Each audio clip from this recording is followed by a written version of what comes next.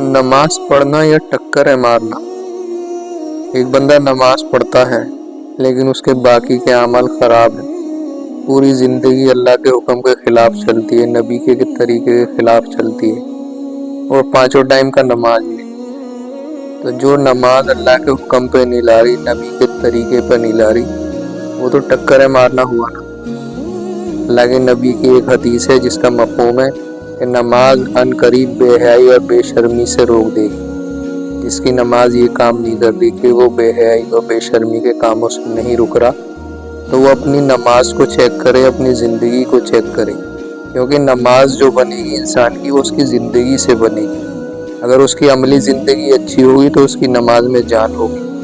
अमली ज़िंदगी उसकी ख़राब होगी, अल्लाह के हुक्म से दूर होगी, नबी के तरीके से दूर होगी, तो उसकी नमाज फुसफुसी होगी। वो अल्लाह से खूब रो रो के दुआएं भी मांगेगा तो अल्लाह उसकी दुआएं कबूल नहीं करने वाले। क्यों? क्योंकि थोड़ा टाइम उसने अच्छी तरफ गुजारा और एक बड़ा टाइम उसने अल्लाह के खिलाफ गुजारा, अल्लाह का हुक्म तोड़ के गुजारा लंबा टाइम। अब कोई बड़ा सा इंजन है, बड़े से इंजन में कोई छोटी चीज़ खराब हो जाए तो वो इंजन सही नहीं होगा, चलेगा नहीं जब तक कि वो छोटी चीज़ नहीं काम करेगी, लगेगी नहीं उसके अंदर। ऐसी इंसान की ज़िंदगी, अगर पूरी ज़िंदगी उसकी जब तक अल्लाह के हुक्म पर नहीं आएगी, नबी के तरीके पर नहीं आएगी, उसकी दुआएं कबूल नहीं करेंगे अल्लाह। वो लाख रोज़े रखे, लाख गिड़गिड़ाए अल्लाह के आगे, लाख सजदे करे।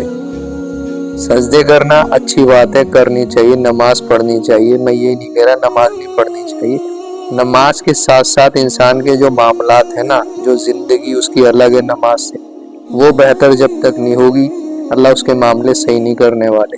और अक्सरियत इसमें फंसी हुई है कि नमाज में तो सारे अरकान पूरे करती है, पूछ पूछ के करती है, लेकिन जब उसका पर्सनल ज़िंदगी का मामला आता है, कारोबार का आता है, रिश्तेदारी का आता है, तो उसमें वो मनमर्जी चलाता है। उसमें ना वो अल्लाह का हुक्म मानना चाहता, ना नबी का तरीका लाना चाहता, वहाँ वो अपनी चलाता है। जैसे नमाज में वो अल्लाह के हुक्म पे होता है ना, ऐसे ही उसकी ज़िंदगी बाहर के अल्लाह के हुक्म पे जब तक नहीं आएगी, लाख टक्करें मार लें, बड़े बड़े निशान बना लें अपने माथों के ऊपर, अल्लाह दुआएं कबूल नहीं करने वाले, अल्लाह सीधे रास्ते पे नहीं डालने वाले। सीधे रास्ते पे बंदा जब आएगा, उसकी नमाज जब दमदार बनेगी, जब उसकी पर्सनल ज़िंदगी अच्छी होगी। और ये खुद से ही कोशिश करनी पड़ेगी। बंदा जब तक खुद से कोशिश नहीं करता, अल्लाह उसको राह रास्त पे नहीं लाता।